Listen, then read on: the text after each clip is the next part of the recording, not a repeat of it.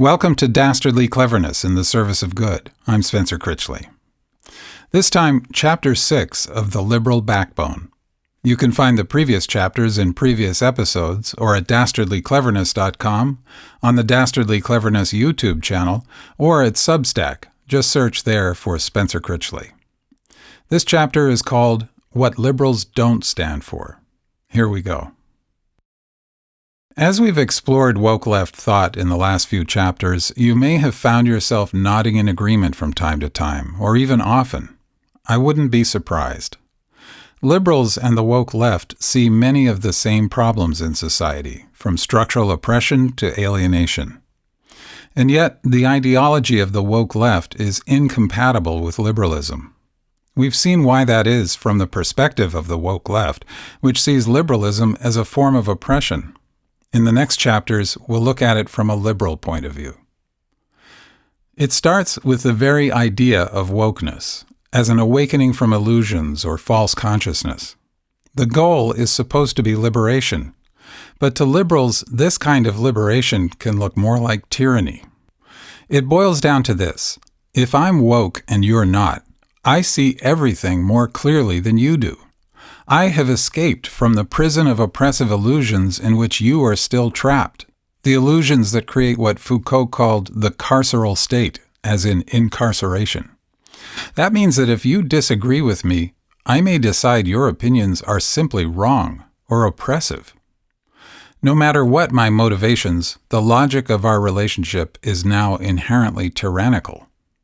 Set aside my motivations, and set aside whether I'm right or wrong about whatever it is we're discussing. The point is that I get to decide and you don't. Having decided that you are wrong, I may choose to indulge you in further debate. But if I follow the logic of wokeness strictly, I may decide that further debate will only legitimize your wrong or oppressive ideas. Instead, I may try to educate you. But if that fails, I may have to cancel you.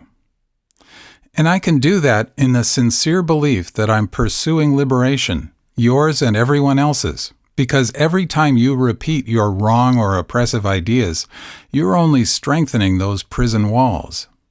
Again, my intentions may be entirely benevolent, but the logic is tyrannical, and liberals can't support tyranny of any kind. It's a deep irony of history that tyranny often originates in a desire to liberate people. And often that desire springs from the discovery of what's believed to be a source of higher awareness, which will liberate us from ignorance and evil.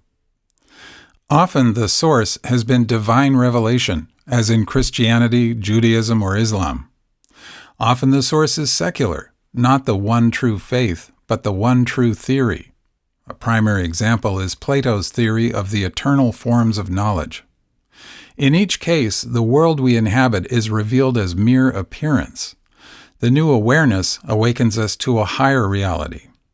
As the Apostle Paul describes it, "For now we see through a glass darkly, but then face to face."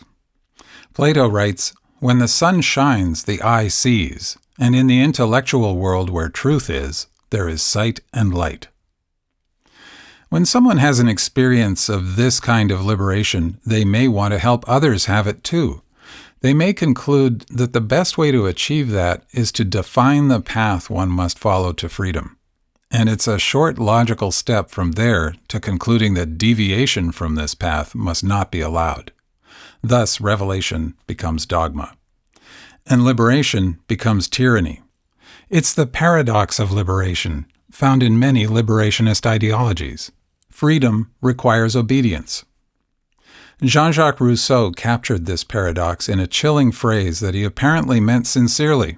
Sometimes he wrote, "People have to be forced to be free." In dogmatic religions, priests force people to be free. In dogmatic philosophies, philosophers do. Plato provides the model here as well. He believed most people were trapped within a world of appearances. They were like prisoners in a cave, mistaking shadows on a wall for reality. But philosophers could escape. By studying the forms that truly defined reality, they would be liberated from the delusions and desires that led most people so badly astray and made it so easy to manipulate them. The freedom promised by Athenian democracy was really a form of slavery to ignorance, and to those who knew how to exploit ignorance.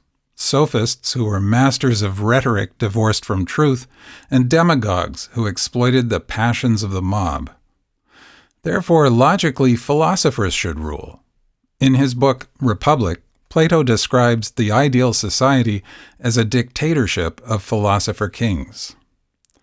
Many a philosopher since has agreed with him, and like Plato, they would swear sincerely that they weren't pursuing tyranny for themselves, but freedom for everyone, freedom from illusions and the suffering that results from believing in those illusions. That definition of freedom has reappeared in many ideologies throughout history, as it does in the history of woke thought. We find it in the prototypical form of wokeness described by Karl Marx. In Marx's work, Plato's cave dwellers show up as the proletariat in its unconscious state.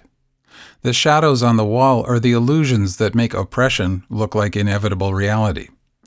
The liberating higher knowledge of the forms becomes communist consciousness.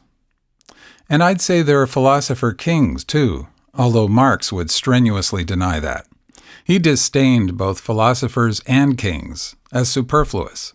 Once the proletariat awakened into communist consciousness, it would rule itself.